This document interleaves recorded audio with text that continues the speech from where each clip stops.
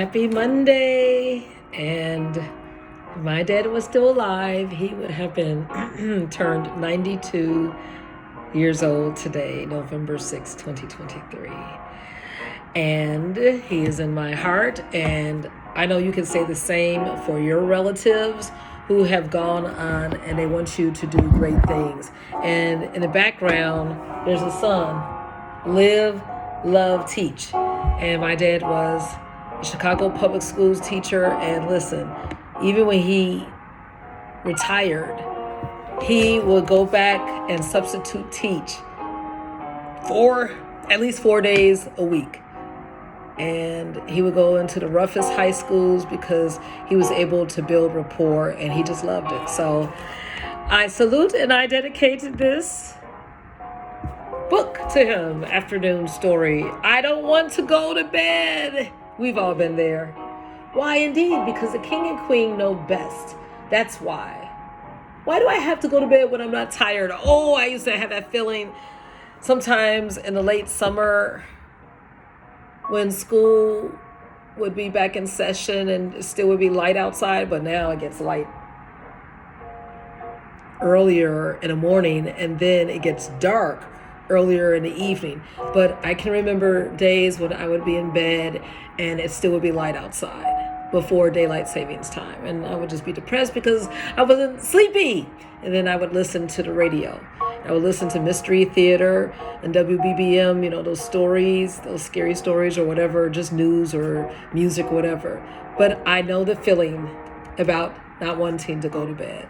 But you can always do something. Well, anyway, it says, I'm not tired and get up when I am, asked the little princess.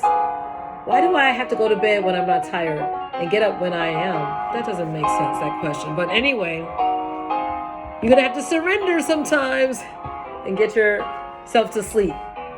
Why indeed? Because the king and queen knows best, just like my mom and dad knew best. Even though my dad was sometimes like me, he was laid back. My mom would make me go to bed.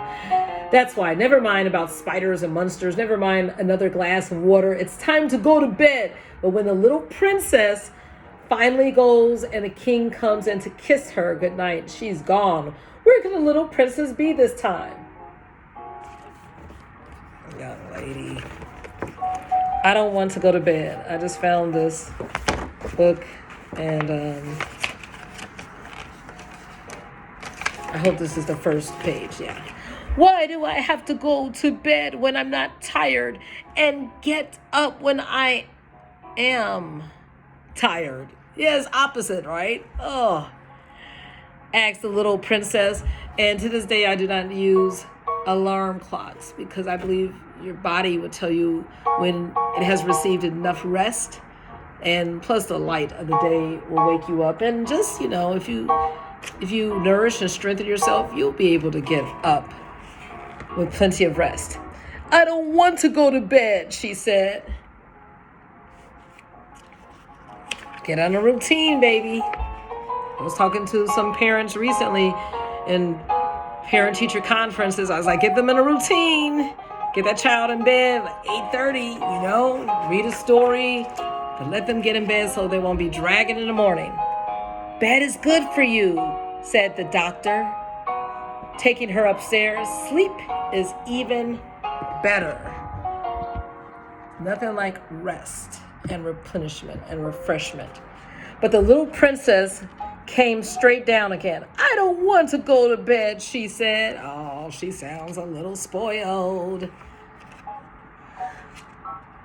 Now, is her mom the pediatrician and the queen? Let's see. I want a glass of water. Oh, someone's stalling. Look at how they're dressed. There you are, said the queen. Sleepy, sleepy, tighty.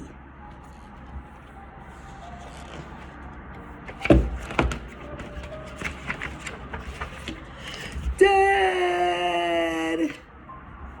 And that's so funny. My sister was teasing me recently about the way I would call my dad's name. Dad, like D-E-D instead of dad. Anyway, Dad! You don't want another glass of water? Asked the king. No, said the little princess. Gilbert does. You're just stalling. Nighty night, said the king. Sleepy tighty, Gilbert. Don't go, said the little princess. There's a monster in the closet. And I can remember where I used to think that there was a monster under my bed, especially when it would rain. And I used to call it the movie camera monster. I used to think that there was this movie camera shaped lamp that when it would thunder or have lightning outside, it would stand upright vertically, and then it would slowly go into a horizontal position under the bed. What were some of your scary beliefs as far as, maybe sleeping in the dark or, those fables when you were a kid? We all had them. Well, she thought that, there were monsters in the closet. There's no such thing as monsters, and there are none in the closet, said the king, closing the bedroom door. Oh, now maybe he should have left the door open. I never wanted my door closed. I wanted to see some semblance of the light from the living room or somewhere. Come on. Dad, shouted the little princess. What is it now? Asked the king. You're not still frightened of monsters. I'll just let her stay up. Of course I'm not, said the little princess. Gilbert is. He says there's one under the bed. Some of those fears of kids are real. No, there isn't, said the king, creeping out of the bedroom. There are no such things. Stop her, shouted the queen. She's escaped. I don't want to go to bed, said the little princess. Why not? Asked the queen. It's just not fun. Have her do some reading or some work. She'll get sleepy. There's a spider over my bed, and it's got hairy legs. Daddy's got hairy legs, and he's nice, said the queen. Oh, this is too cute. He's like, what's going on here? At last, the little princess went to bed. Oh. Later, when the king went in to kiss her goodnight, her bed was empty. Where did she go now? To the washroom? Not under the bed. Everybody hunted high. Looked in the bird's nest. Where is that princess?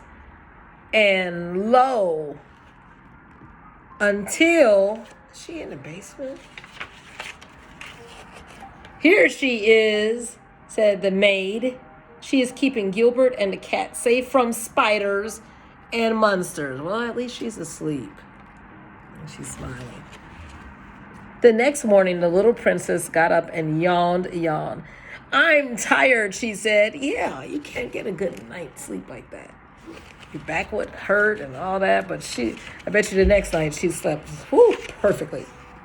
I want to go to bed. So sometimes they have to suffer and see that the king and queen's way is the best way. So I hope you remember those lessons from your parents or aunts and uncles or grandparents, and remember that they know best. Thank you, Tony Ross.